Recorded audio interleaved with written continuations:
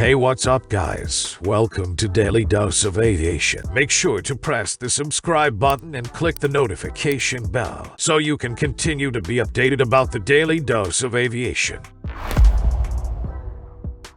Can the U.S. service make more stealth F-22 fighters?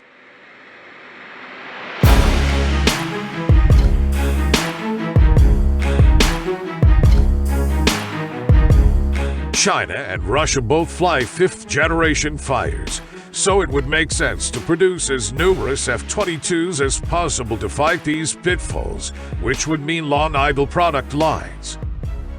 That, at least in the first regard, would make sense, and many times ago the idea was the subject of broad public controversy. Still, in routine, it would be nearly unsolvable.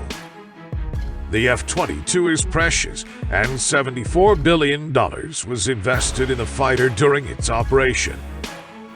The United States stopped producing them in 2011 because of the belief that the interceptor wasn't demanded in the war on terror. But the operations in Afghanistan and Iraq are substantially over, except dealing with ISIS rudiments, which is rather a task for Special Operations Forces. But now more air combat aircraft may be demanded in eventuality great power conflict with Russia and China, as well as with dishonest nations like Iran and North Korea. So what is the downside of F-22 stealth fighters?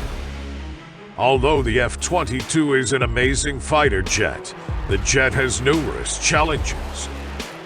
First, the F-22 Raptors have a long roster of tasks to be completed before flying. There was one disaster last time that the Air Force doesn't like to bandy. Trustability was the problem. For illustration, the F-22's oxygen systems had well-proved problems and the undercarriage collapsed. Needs a lot of covert coding conservation. Hence the argument that the entire program was too ambitious and auspicious. Originally, the Air Force wanted the 750 F-22. He also bought only 186 fighters. Presently, it's estimated that smaller than 100 people fly regularly at any given time. What is not to like? While the covert fighter had its problems, the spurred sympathizers have a lot of data to back up their cause. With a nimble speed of 2 Mach, bases of the ceiling, and country miles of range without refueling, the F-22 has its charm. In addition to air superiority operations, a covert fighter can also take out ground targets. Technicians can also simply plug in a computer to get the rearmost conservation information. New munitions, similar to out-of-sight dum-dums, can be recharged as they are streamlined. Data links allow it to talk to the F-35. Bettered situational mindfulness with advanced synthetic orifice radar.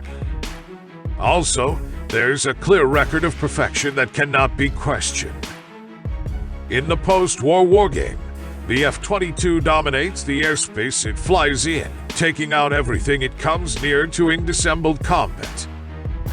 He indeed flew under the Iranian fighter, fully unnoticed. Shock sticker on the new product of the F-22. Erecting further F-22s can be delicate unless Congress allocates further plutocrats to the program. That's relatively clear. In 2017, the Air Force conducted a study that looked at how to get further F-22s and what the obstacles were. The most striking factor was the high cost. Starting a product without a devoted product line would bring $50 billion to make another $194, going further than $200 million for each new aircraft. Only $10 billion was demanded to run the product line. Product may be insolvable, indeed with billions invested. While indeed fiscal problems failed to kill the F-22 reboot, reporting also from 2017 points to the fact that there may be indeed more delicate problems to deal with. No either F-22s. For numerous cases you can have above, I don't have the Air Force bolting up the yield of the Raptor. It's exactly intolerably high ticket and inoperable.